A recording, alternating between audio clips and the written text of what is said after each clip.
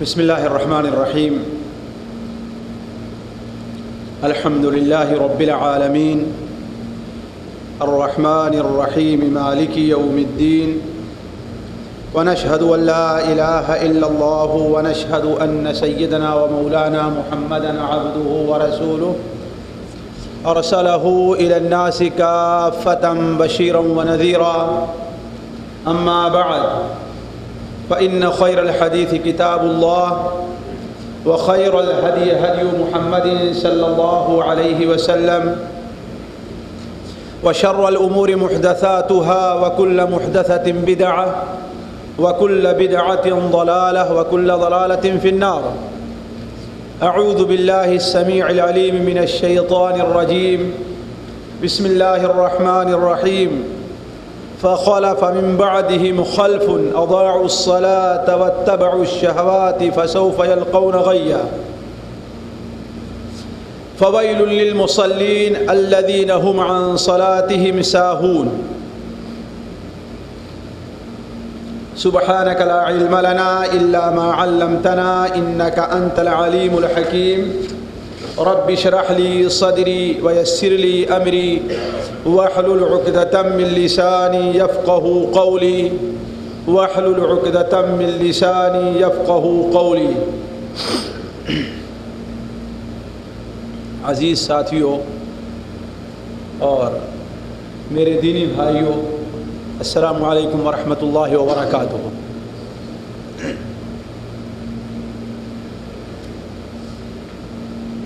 سب سے پہلے یہاں آپ ایک سوال کریں گے کہ نماز سے متعلق بار بار ہم درس سنتے ہیں، اس کی اہمیت اور اس کی فضیلت کو جانتے ہیں، لیکن آج کس وجہ سے اتنی دور سے آنے کے بعد آپ نماز کا موضوع اختیار کر رہے ہیں؟ وجہ کیا ہے؟ آپ کا یہ سوال اپنی جگہ بجا ہے، لیکن اسی کے ساتھ ساتھ میرا اس موضوع کا انتخاب بھی اپنی جگہ بجا ہے. کیوں؟ اس لیے کہ ہم اور آپ اور ہر شخص یہ محتاج ہے اس بات کا کہ وہ جو نماز پڑھتا ہے اللہ کے تبارک و تعالی کی بارگاہ میں وہ نماز قبول بھی کی جائے. کچھ دنوں پہلے، بلکہ سال سے اوپر، میں علامہ البانی رحمہ اللہ کی کتاب سلسلہ احادیث صحیحہ پڑھ رہا تھا، تو اس میں میری نظر سے ایک حدیث گزری. وہ حدیث پہلے بھی گزری رہی ہوگی، اس لیے کہ وہ ترغیب و ترہیب میں موجود ہے، لیکن بسا اوقات کوئی بات انسان کو ایک خاص وقت میں بہت زیادہ اپیل کرتی ہے اور اس سے انسان بہت زیادہ متاثر ہوتا ہے. تو وہ حدیث جو میری نظر سے گزری تو میں سوچ میں پڑ گیا اور غور کرنے لگا کہ آخر ایک مسلمان خصوصی طور پر اور ایک نمازی کس قدر غفلت میں ہے. اللہ کے رسول صلی اللہ علیہ وسلم کا فرمان حضرت ابو ہریرہ رضی اللہ تعالیٰ عنہ سے مروی ہے کہ آپ صلی اللہ علیہ وسلم نے ارشاد فرمایا کہ ان الرجل لیصلی 60 سنۃ وما تقبل له صلاۃ، کہ بسا اوقات ایک شخص ہے وہ 60 سال تک نماز پڑھتا رہتا ہے. ایک دو دن نہیں، ایک دو وقت کی نماز نہیں، بلکہ اپنی ساری عمر نماز پڑھتا رہتا ہے. گویا کہ 60 سال تک نماز پڑھتا رہتا ہے اور اللہ تبارک و تعالیٰ کی بارگاہ میں اس کی ایک نماز بھی قبول نہیں کی جاتی. سوچنے کی بات ہے، غور کریں آپ بھی کہ انسان 60 سال تک نماز پڑھتا رہے، ظاہر بات ہے اگر وہ 15 سال میں بالغ ہوا ہے تو اس کی عمر کتنی ہوگی؟ 75 سال ہوگی، تبھی تو وہ 60 سال تک نماز پڑھ سکتا ہے نا۔ 60 سال تک مستقل وضو بھی کر رہا ہے، نماز بھی کر رہا ہے، مسجد میں بھی جا رہا ہے، سب کچھ ہے، لیکن اس مسکین کی، اس بیچارے کی ایک وقت کی بھی نماز اللہ قبول نہ کرے، یہ کتنی بڑی محرومی ہے۔ ہمارے خیال سے اس سے بڑی محرومی اور کوئی نہیں ہو سکتی کہ ایک نماز بھی اللہ تعالیٰ قبول نہ فرمائے۔ وجہ ظاہر بات آپ صلی اللہ علیہ وسلم کا فرمان یہ ہوا میں نہیں ہے، اس کی حقیقت ہے، اس کی حقیقت ہے، اور لوگ اس غلطی کے اندر مبتلا ہیں اور کثرت سے مبتلا ہیں۔ اس سے پہلے میں ایک سنت کی بات اپنے ساتھیوں سے بتلاؤں گا کہ اللہ کے رسول صلی اللہ علیہ وسلم نے سنت کا طریقہ یہ بتلایا ہے کہ لوگ بیٹھیں تو ذرا قریب ہو کر کے مجلس میں بیٹھا کریں۔ ہمارے بھائی بہت سے لوگ ہیں، ادھر بھی جگہ خالی ہے، اس طرح بھی جگہ خالی ہے، تو بہتر ہے کہ اگر قریب آ جائیں ساتھی تو بہت اچھا ہے۔ آپ صلی اللہ علیہ وسلم نے یہ ایسی سنت بتائی جو عام طور پر لوگوں سے چھوٹی ہوئی ہے۔ سنن ابو داؤد کے اندر روایت ہے کہ آپ صلی اللہ علیہ وسلم کسی سفر میں تشریف لے جا رہے تھے تو آپ نے دیکھا کہ کچھ صحابہ کرام اس درخت کے پاس ہیں، کچھ اس درخت کے پاس ہیں، کچھ وہاں ہیں، تو آپ نے فرمایا ان تفرقکم فی هذه الشعاب من الشیطان، اس وادی کے اندر تمہارا ادھر ادھر بکھرے رہنا، ادھر ادھر بکھرے رہنا یہ شیطان کی وجہ سے، یعنی شیطان تمہیں اپنے بھائیوں کے ساتھ قریب نہیں آنے دیتا، اس لیے کوشش کرو کہ تم لوگ قریب آ کر کے بیٹھو۔ تو صحابہ کرام عرض کرتے ہیں کہ اس کے بعد صحابہ اس قدر آپس میں مل کر کے بیٹھا کرتے تھے کہ اگر چادر بھی ان کے اوپر ڈال دی جائے تو اس کے اندر لوچ نہ آئے۔ تو جو ہمارے بھائی دور بیٹھے ہیں ان سے گزارش ہے کہ قریب آ جائیں۔ تو میں عرض کر رہا تھا کہ آپ صلی اللہ علیہ وسلم کی حدیث جب میری نظر سے گزری تو میں سوچنے پر مجبور ہوا اور یہ سوچا کہ ہم خود اپنی نماز کی بھی اصلاح کریں اور دیکھیں کہ ہماری نماز میں خلل اور کمی کہاں ہے۔ کہیں ہم تو ان محروم اور بدبخت لوگوں میں نہیں ہو رہے ہیں کہ آج میری عمر 50 سال کے قریب پہنچتے جا رہی ہے اور بچپن سے نماز پڑھتے آ رہا ہوں، کہیں میری نماز بھی انہی لوگوں کی نماز میں نہیں شمار ہو رہی؟ نعوذ باللہ من ذلک۔ اور میں یہ سمجھتا ہوں جس طریقے سے میں اس کا محتاج ہوں اس طریقے سے آپ لوگ بھی اس کے محتاج ہیں۔ ہر شخص اس کا محتاج ہے کہ اپنی نماز کا خود محاسبہ کرے۔ اس لیے ساتھیوں کہ نماز کی ہماری شریعت کے اندر بڑی اہمیت حاصل ہے۔ شہادتین کے بعد یعنی لا الہ الا اللہ محمد الرسول اللہ کی گواہی دے دینے کے بعد سب سے زیادہ اہمیت جس چیز کو اسلامی امور میں حاصل ہے وہ کیا چیز ہے؟ نماز۔ قرآن مجید میں اللہ تعالیٰ ارشاد فرماتا ہے فَإِن تَابُوا وَأَقَامُوا الصَّلَاةَ، اگر وہ لوگ شرک سے توبہ کر لیں، توحید کا اقرار کر لیں، مسلمان ہو جائیں، وَأَقَامُوا الصَّلَاةَ اور نماز قائم کریں۔ اسی طریقے سے اللہ کے رسول صلی اللہ علیہ وسلم نے حضرت معاذ بن جبل رضی اللہ تعالیٰ عنہ کو جب یمن کی طرف دین کی تبلیغ کے لیے بھیجا، حضرت عبداللہ ابن عباس کی روایت صحیحین کے اندر موجود ہے کہ آپ نے حضرت معاذ ابن جبل سے کہا کہ اے معاذ، تم ایسے قوم کی پاس جا رہے ہو، ایسے لوگوں کے پاس جا رہے ہو جو اہل کتاب ہیں، سب سے پہلے انہیں لا الہ الا اللہ اور محمد الرسول اللہ کی دعوت دینا۔ اگر وہ اس بات کو مان لیتے ہیں تو انہیں یہ بتلانا کہ اللہ تعالیٰ نے تمہارے اوپر 5 وقت کی نماز فرض کی ہے۔ تو شہادتین کے بعد سب سے بڑی اہمیت کس چیز کو حاصل ہے؟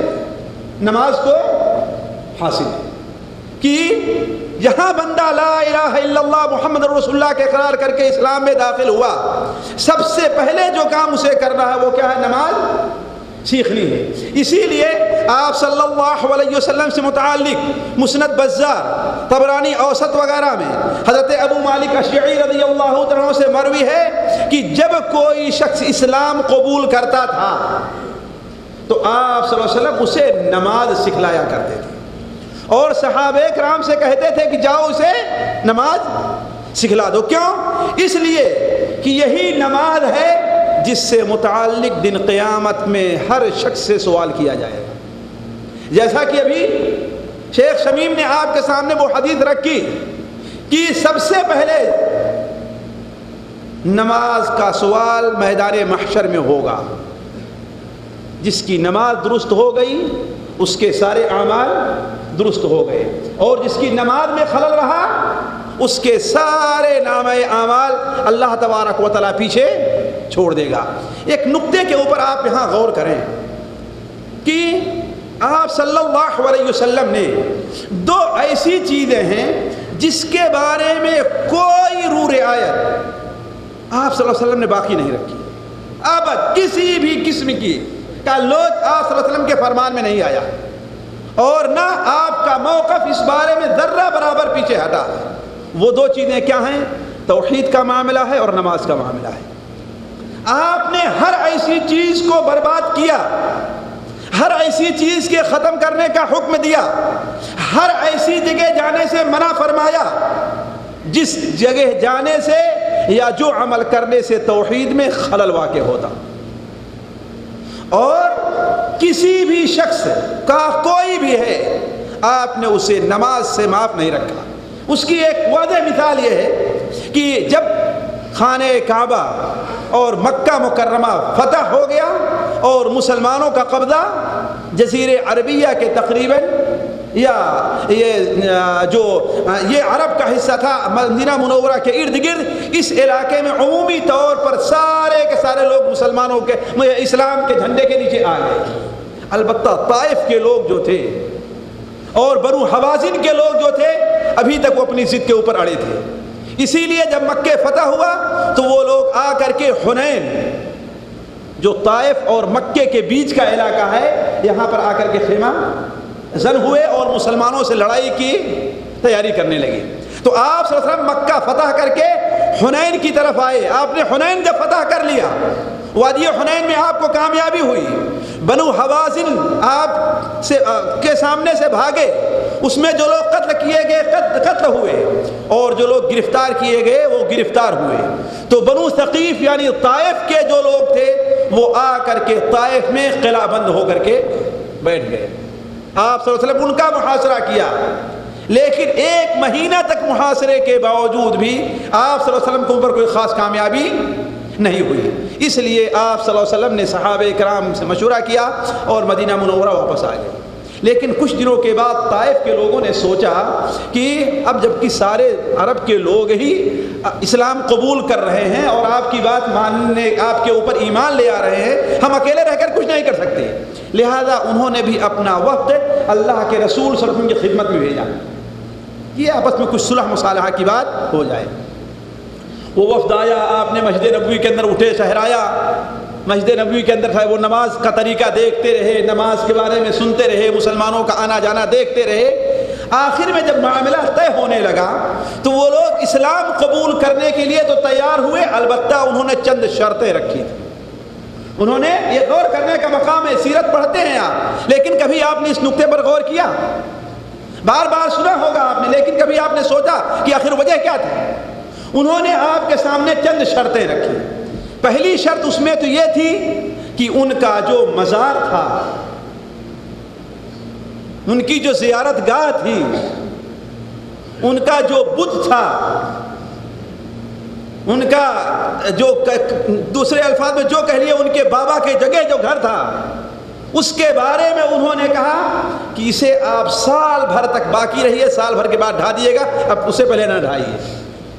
آپ صلی اللہ علیہ وسلم نے کہا کہ نہیں، یہ تو نہیں ہو سکتا کہ تم لوگ اسلام قبول کرو اور ہمارے پاس یہ طاقت ہو کہ اس شرک اور کفر کے اڈے کو ہم ڈھا دیں اور اسے باقی رکھیں، ایسا نہیں ہو سکتا۔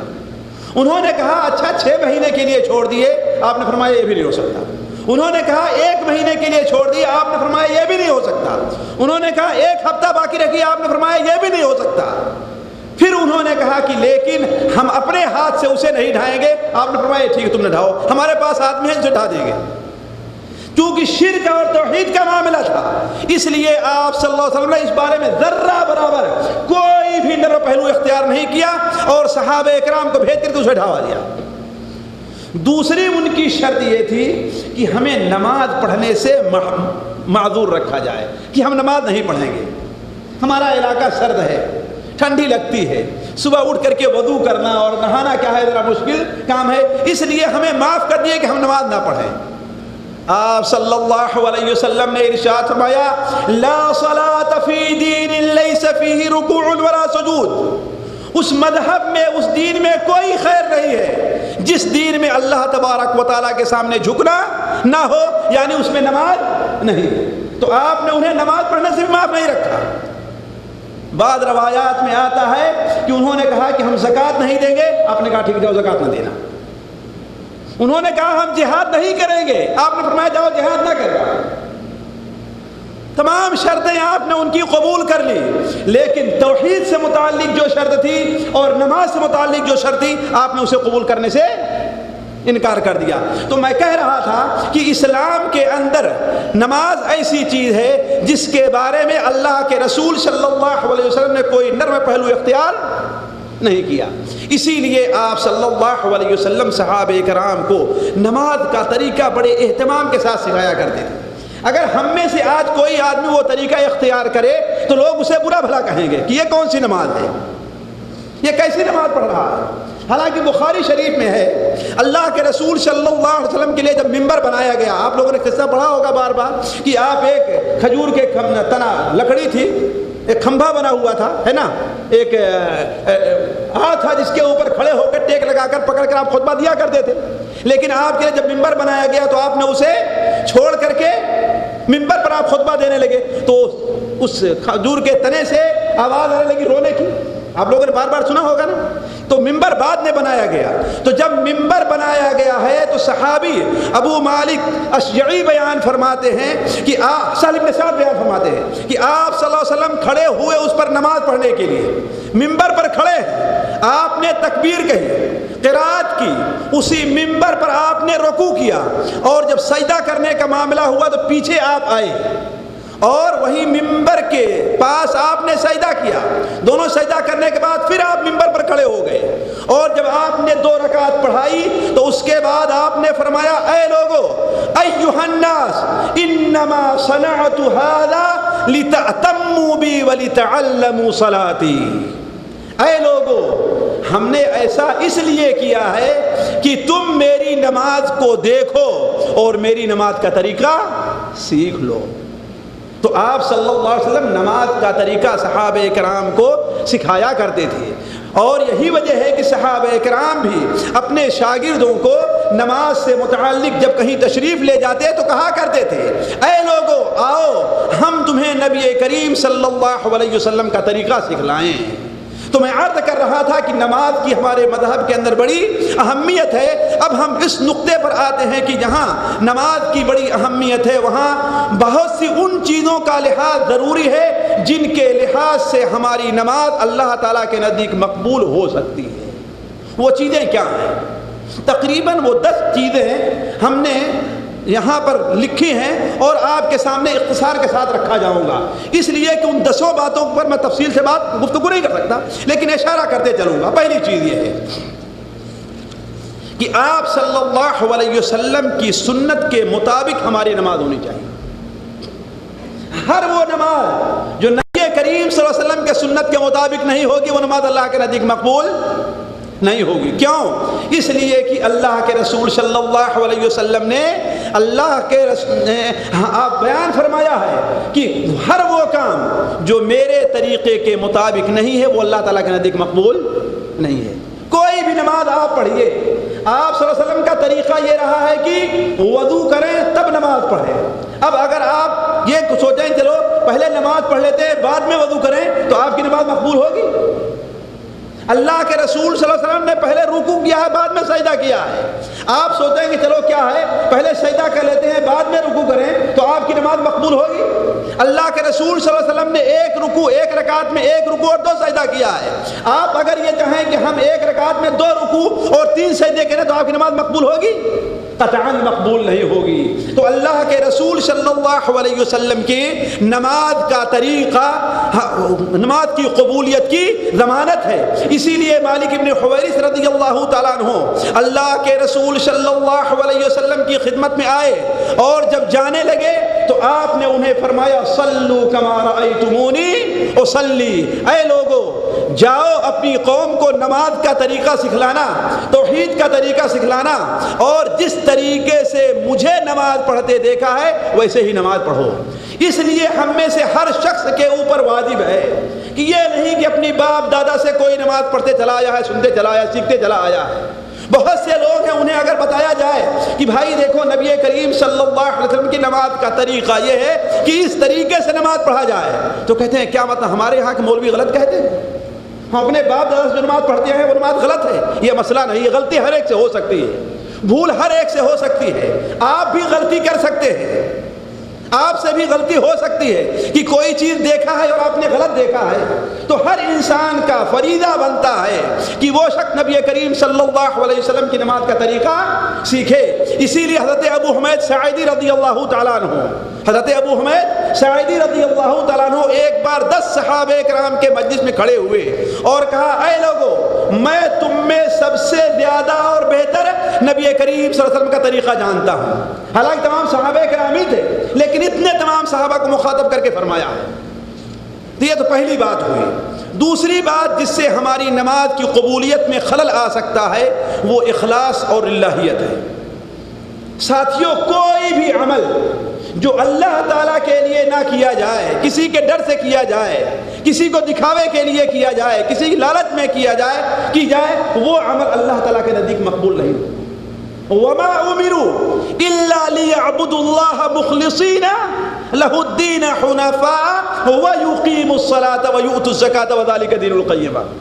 انہیں حکم دیا گیا تھا کہ وما امروا الا ليعبدوا الله مخلصين، کہ خالص اللہ کی عبادت کریں، خالص اللہ کے لیے عبادت کریں، اس کی عبادت میں کسی کو شریک نہ ٹھہرائیں، نماز پڑھیں، زکوٰۃ دیں تو صرف اللہ تبارک و تعالیٰ کے لیے ہونا چاہیے۔ یہ نہیں کہ جماعت سے نماز تو پڑھتے نہیں ہیں، لیکن جب مسجد کے مؤذن بن گئے تو بڑے اہتمام سے جماعت سے نماز پڑھنا شروع کر دی۔ کسی مسجد کے امام بن گئے تو اب پہلی صف کے اندر حاضر ہونا شروع ہوتے ہیں۔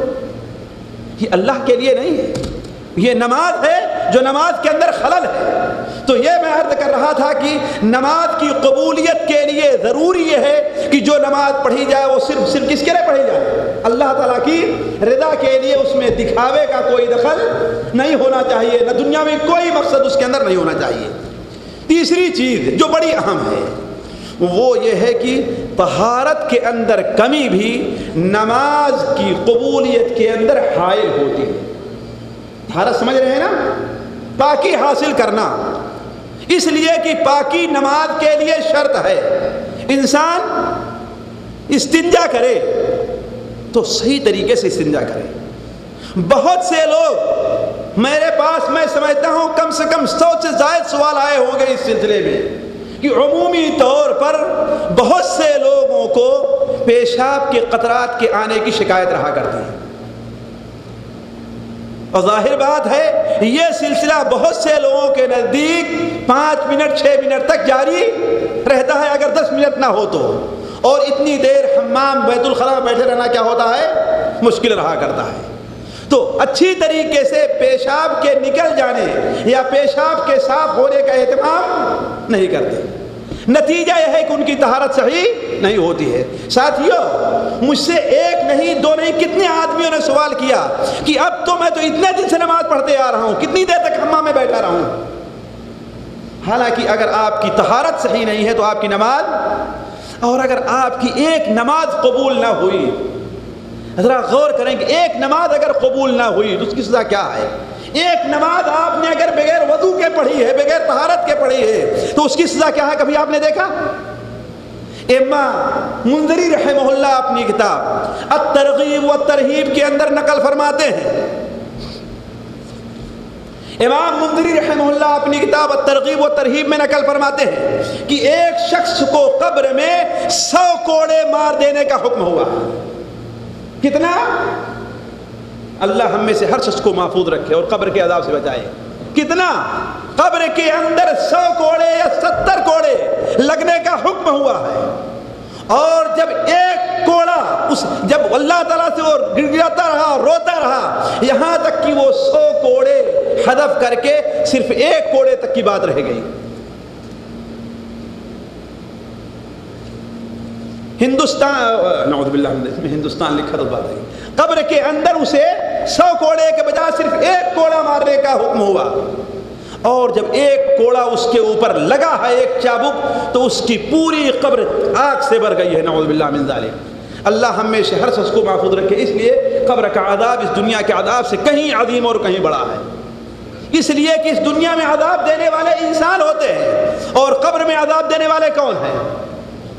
فرشتے ہیں، اور فرشتے کی طاقت انسانوں کی طاقت سے بڑی عظیم ہے۔ فرشتوں کی طاقت کا اندازہ ہم اور آپ نہیں کر سکتے۔ فرشتوں ہی کی طاقت تو ہے کہ قوم لوط کی ساری آبادی کو حضرت جبرائیل علیہ السلام نے اپنے ایک ہاتھ سے اٹھایا ہے، پوری آبادی زمین کے ساتھ لے اور آسمان دنیا تک لے گئے، اور ویسے نیچے پلٹ دیا ہے۔ اسی لیے حضرت جبرائیل کو اللہ نے قرآن مجید میں کیا فرمایا ہے؟ ذی قوت عند ذی العرش مکین، بڑی طاقت والے ہیں، اور ان کا مقام کہاں ہے؟ عرش کے پاس ہے۔ تو فرشتوں کی طاقت بہت اور بہت زیادہ ہے۔ اس لیے فرشتوں کی صفت بیان کرتے ہوئے قرآن مجید میں اللہ تعالیٰ کیا بیان فرماتا ہے؟ علیہا ملائکۃ غلاظ شداد لا یعصون اللہ ما امرهم، بڑے مضبوط ہیں، بڑے طاقتور ہیں، اور بڑے سخت دل ہیں، اور ہر وہ کام کرتے ہیں جس کا اللہ انہیں حکم دیتا ہے، اس کی نافرمانی نہیں کرتے۔ تو اسے جب ایک کوڑا مارا گیا اس بندے کو، تو اس کی قبر آگ سے بھر گئی۔ پھر وہ پوچھتا ہے کہ اے اللہ تبارک و تعالیٰ، یہ بتائیے کہ آخر یہ کوڑا مجھے مارا کیوں گیا، یہ چابک مجھے کیوں مارا گیا ہے؟ کہا تیرے 2 گناہ ہیں، سن لے میرے ساتھی، 2 گناہ ہیں تیرے۔ ایک تو یہ ہے کہ کسی مظلوم کے پاس سے تیرا گزر ہوا تھا اور تو نے اس کی مدد نہیں کی۔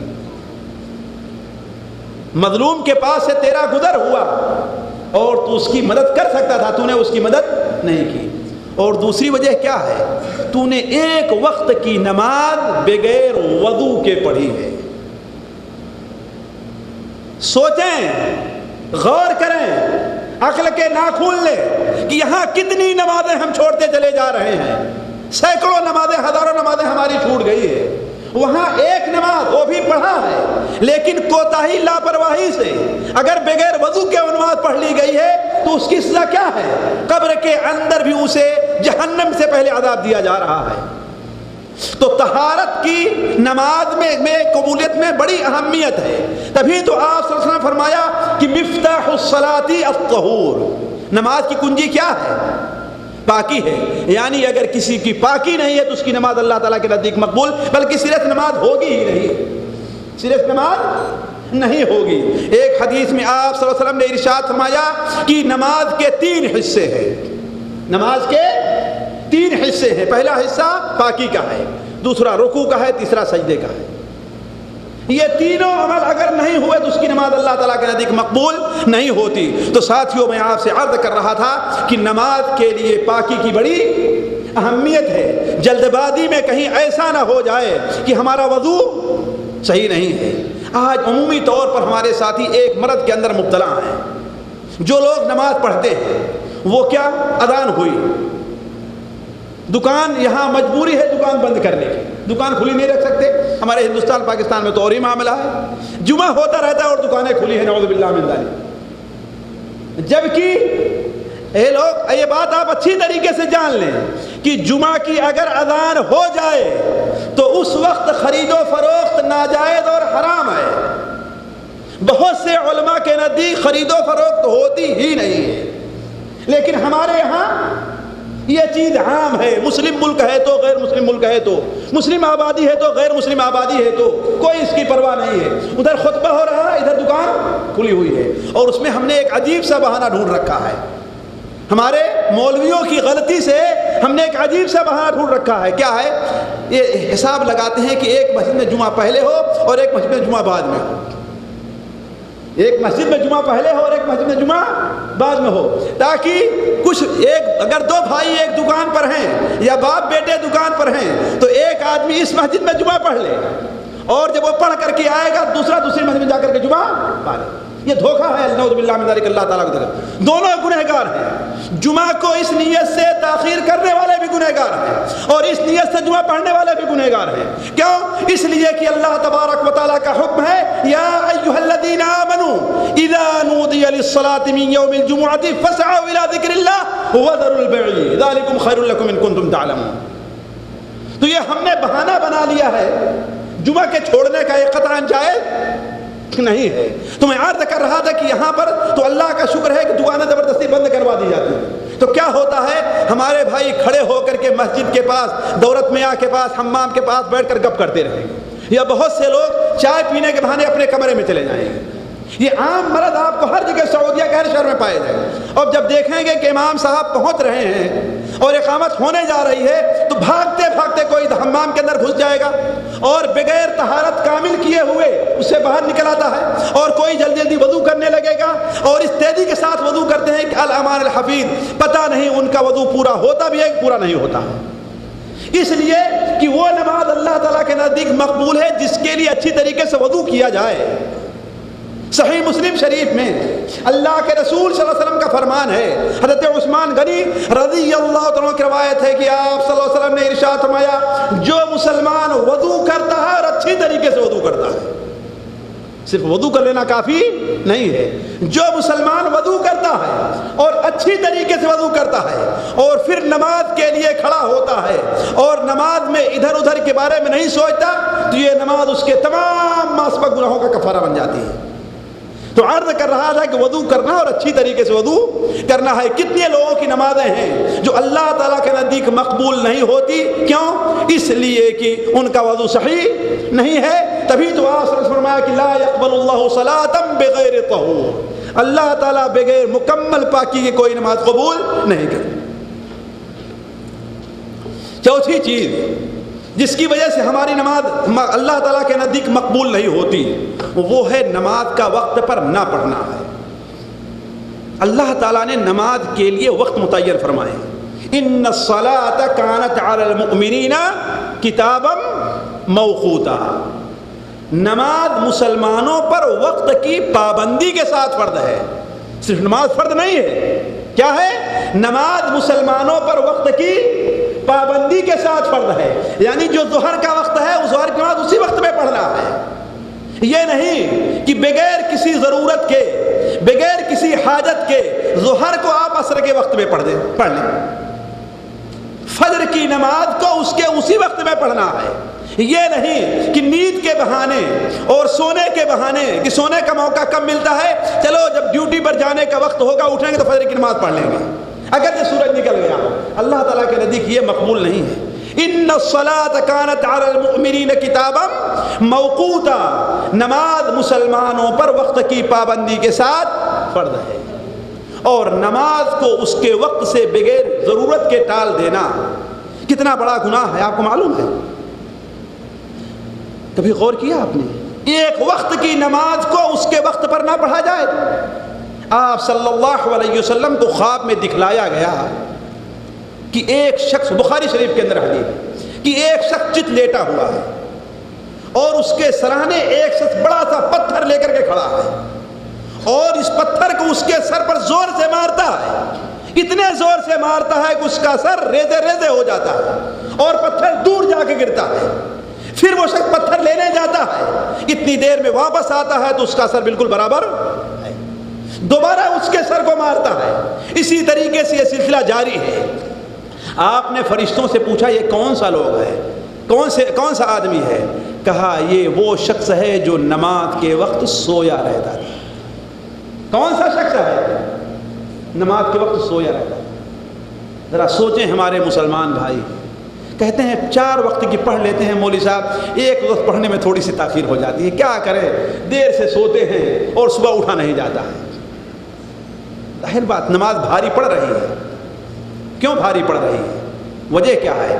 اس لیے کہ ایمان دل کے اندر نہیں ہے. وَإِنَّهَا لَكَبِيرَةٌ إِلَّا عَلَى الْخَاشِعِينَ الَّذِينَ يَظُنُّونَ أَنَّهُمْ مُلَاقُو رَبِّهِمْ وَأَنَّهُمْ إِلَيْهِ رَاجِعُونَ۔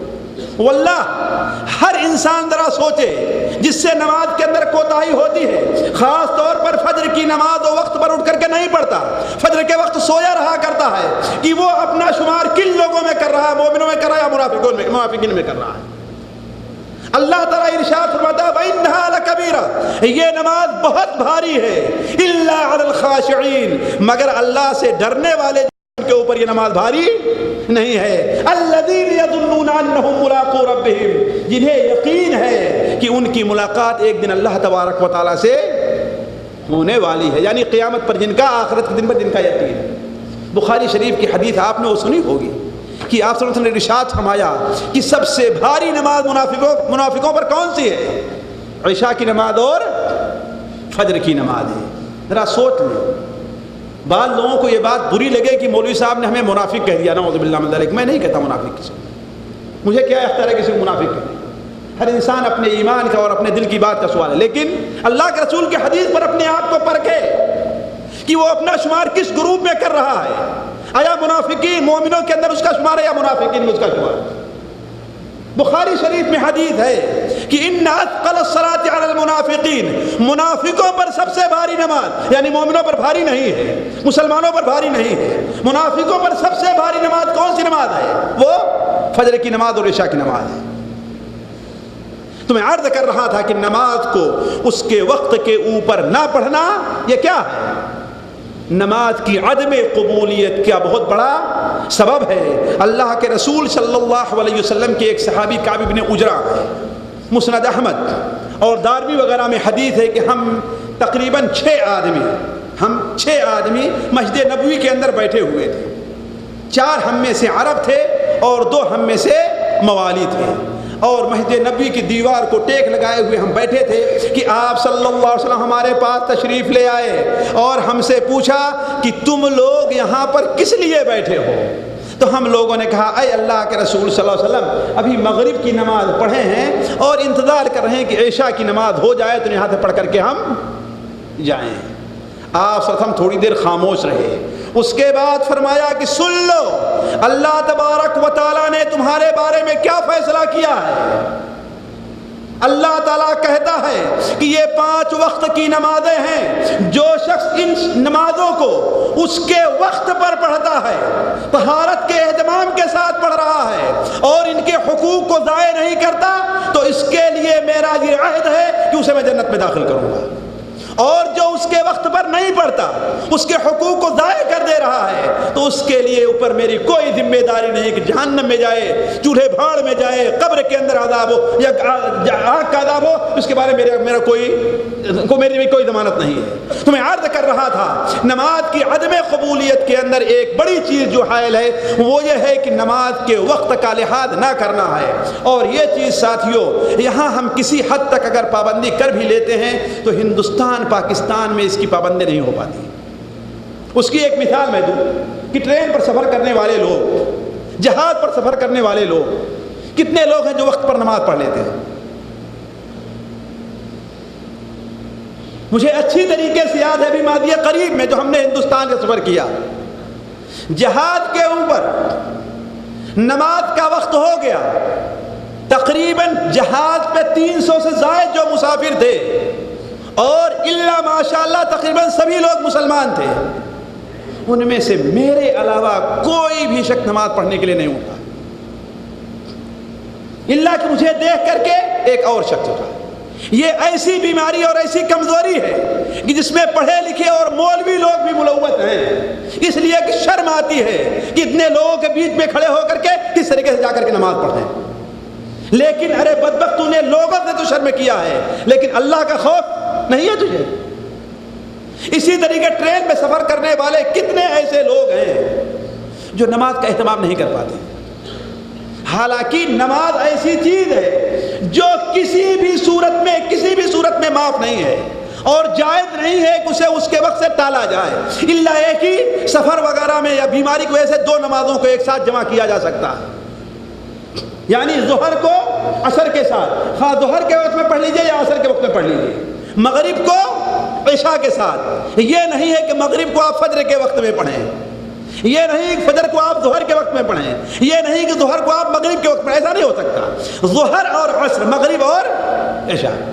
اس کے علاوہ نماز ساتھیوں کسی بھی صورت میں اگر آپ کی آنکھ میں حرکت کی طاقت ہے تو آپ سے نماز معاف نہیں ہے. اسے نماز کو اس کے وقت پر پڑھنا ہے, ٹالنے کی اجازت نہیں ہے. حتیٰ کہ سن لیجیے, یہ مسئلہ اگر نہیں معلوم ہے, آپ ایسی جگہ جا رہے ہیں کہ آپ کو ٹھہرنے کی جگہ نہیں ہے, آپ کو انتظار کی جگہ نہیں ہے, تو جس حالت میں آپ چل رہے ہیں, جس طرف آپ کا رخ ہے, اسی طرف رخ کر کے آپ کو نماز پڑھنا ہے. نماز کو اس وقت سے ٹالنا نہیں ہے. مثال کے طور پر آپ بس کے اوپر سفر کر رہے ہیں, بس رکتی نہیں ہے, آپ کہتے بھی ہیں لیکن نہیں رک رہی ہے. آپ کو رکوع اور سجدہ کرنے کی جگہ نہیں مل رہی ہے, آپ قبلہ رخ نہیں ہے. جس طرف آپ کا رخ ہے, جس طریقے سے آپ بیٹھے ہیں, اسی طریقے سے آپ کو بغیر وضو اور تیمم کے اگرچہ کیوں نہ ہو نماز کو پڑھنا ہے. نماز کو اسی وقت سے ٹالنے کی اجازت نہیں ہے. نماز کی یہ اہمیت ہے کہ ایک شخص ہے, اگر اس کا دشمن پیچھا کر رہا ہے, دشمن اس کا پیچھا کر رہا ہے, وہ سوچتا ہے کہ اگر میں رک گیا تو میری نماز, میں رک گیا تو دشمن مجھے آ کر کے پا لے گا, تو اس کے لیے جائز نہیں ہے کہ نماز کو اس کے وقت سے ٹالے.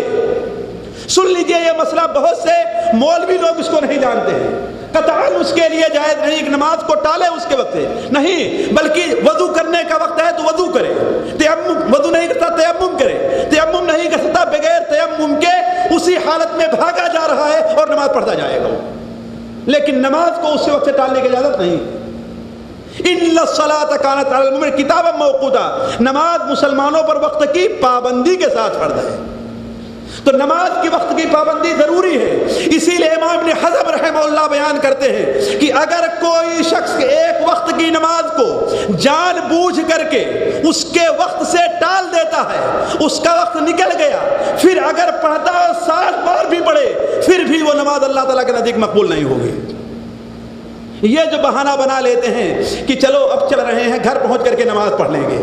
بہت سے لوگ 2-3 سفر سے آنے کے بعد دیکھتا ہوں 2-3 وقت کی نمازیں پڑھ رہے ہیں. کس نے اجازت دی ہے؟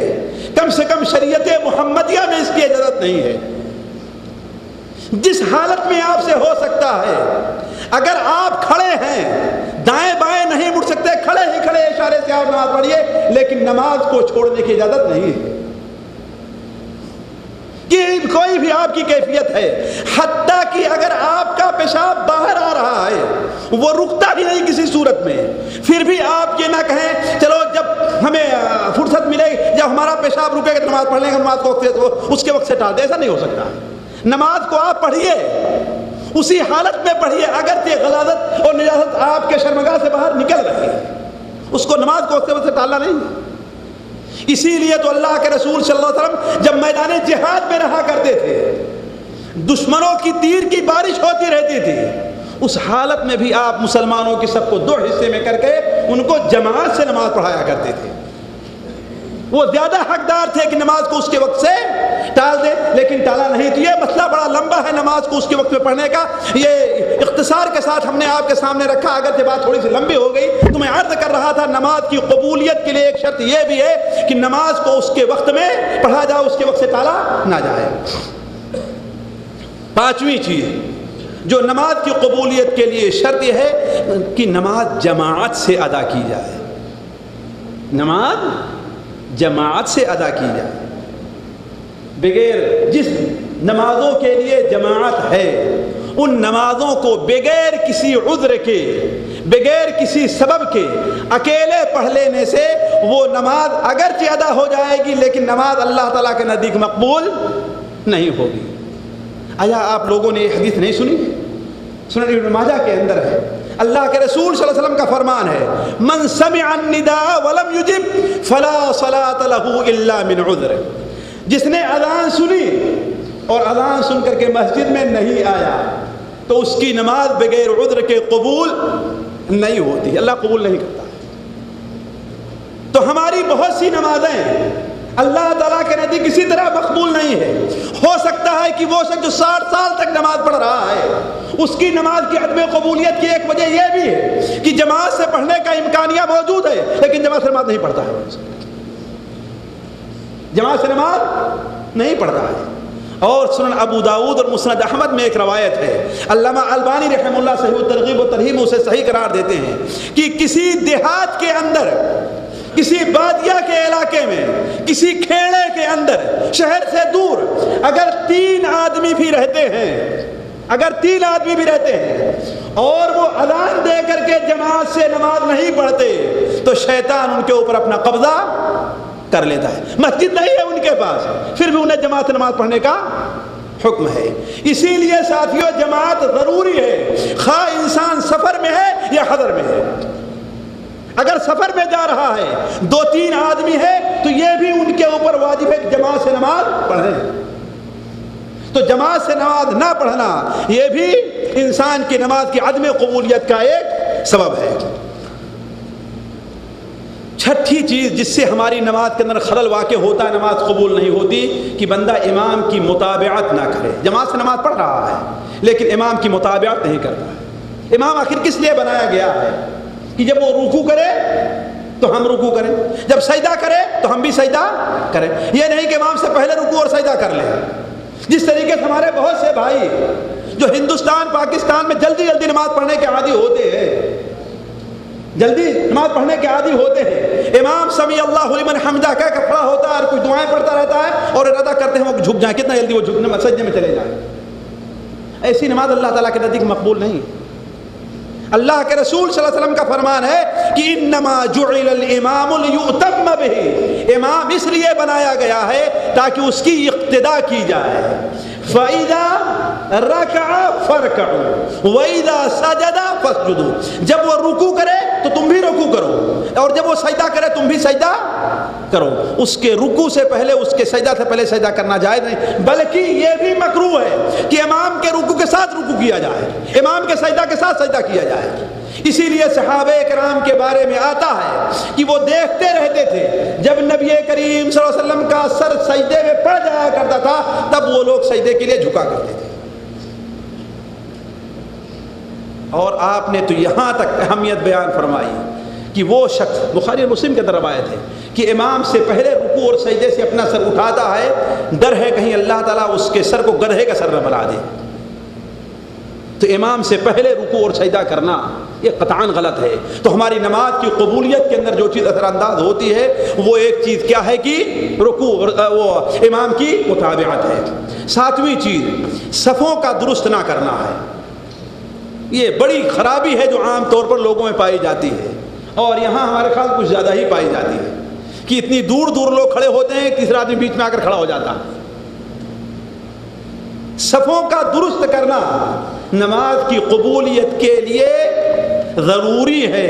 اللہ کے رسول صلی اللہ علیہ وسلم کا فرمان ہے، بخاری اور مسلم ہے، انس بن مالک کی روایت ہے، سووا صفوفکم فإن تسویۃ الصفوف من تمام الصلاۃ، تم اپنی صفوں کو درست کرو، اس لیے کہ صف کا درست کرنا نماز کے پورے ہونے کے لیے ایک یہ بھی ضروری ہے۔ جس کی صف درست نہیں ہے اس کی نماز نہیں مکمل ہو رہی ہے۔ اس لیے آپ نے فرمایا کہ اے لوگوں صفوں کو درست کرو اور آپس میں اس طریقے سے نہ جدا رہو کہیں اللہ تعالیٰ تمہارے دلوں کو ایک دوسرے سے نہ موڑ دے۔ اور آج اس کی یہی وجہ ہے کہ ایک صف میں نماز پڑھنے والے دونوں کے دل ایک دوسرے سے صاف نہیں ہے۔ کیوں؟ اس لیے کہ سنت کا اہتمام نہیں کیا جا رہا ہے۔ اور 8ویں چیز جو بڑی اہم ہے وہ یہ ہے کہ رکوع اور سجدہ کا پورا نہ کرنا،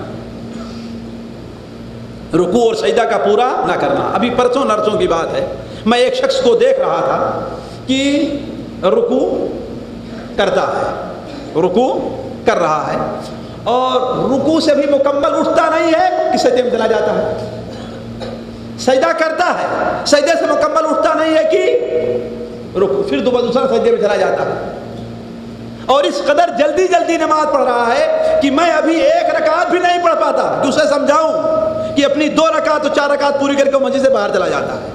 یہ کون سی نماز ہے جو پڑھ رہا ہے؟ کون سی نماز ہے؟ اللہ کے رسول صلی اللہ علیہ وسلم کا ارشاد ہے کہ لا تجزئ صلاۃ الرجل حتی یقیم ظہرہ فی الرکوع والسجود، اس شخص کی نماز کامل ہوتی ہی نہیں، اس شخص کی نماز مکمل ہوتی ہی نہیں جو رکوع اور سجدے کے اندر اپنی پیٹھ کو سیدھی نہیں کرتا۔